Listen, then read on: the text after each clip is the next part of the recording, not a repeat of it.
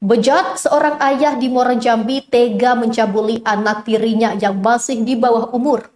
Aksi bejat ini terungkap setelah korban berani bersuara kepada tetangganya di kampung halaman. Untuk melancarkan aksinya, tersangka kerap menggunakan modus meminta sang istri atau ibu kandung korban untuk pulang ke kampung. Seorang pria berinisial ST 51 tahun, warga di Kecamatan Sungai Gelam, Kabupaten Muara Jambi, harus berurusan dengan hukum setelah diduga mencabuli anak tirinya yang masih di bawah umur. Kasus yang terjadi pada 2024 itu baru terungkap 2 tahun kemudian.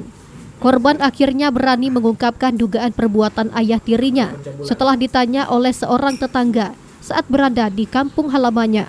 Kasat Reskrim Polres Muara Jambi Ibtu Robi Dizar mengatakan, berdasarkan keterangan korban, pelaku diduga melakukan aksi tersebut sebanyak 3 kali di rumah mereka sendiri. Dari keterangan korban, pelaku melancarkan aksinya sebanyak 3 kali. Adapun TKP dilakukan di rumah korban sendiri, yakni di kamar, ruang tamu, dan ruang tengah. Menurutnya, pelaku diduga memiliki modus dengan meminta istrinya, yang merupakan ibu kandung korban, untuk pulang ke kampung di Maro Sebo Ulu.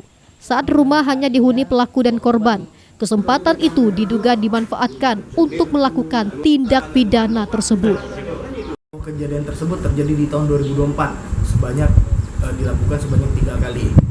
Dilakukan sebanyak 3 kali ini tanpa diketahui modusnya, yaitu ayah tiri ini memerintahkan atau menyuruh istrinya untuk main ke rumah kampungnya. Kampungnya itu di kampung halamannya di Batanghari tersebut, di desa Sungai Kecamatan Moro Sebo Ulu, Kabupaten Batanghari. Nah, lalu setelah istrinya ini disuruh pergi, anaknya ditinggal berdua dengan ayah tirinya ini, lalu dilakukanlah hal-hal yang perbuatan keji tadi. Selama ini ibu korban tidak mengetahui dugaan perbuatan suaminya. Fakta itu baru terungkap setelah korban menceritakan apa yang dialaminya kepada sang ibu. Tak lama kemudian, ibu korban melaporkan kasus tersebut ke Polres Muara Jambi. Dalam penyelidikan, polisi menyita 1 helai spray yang diduga berkaitan dengan peristiwa tersebut. Penyidik juga telah mengantongi hasil visum et repertum serta hasil pemeriksaan psikologi korban sebagai bagian dari alat bukti. Saat ini ST telah ditetapkan sebagai tersangka.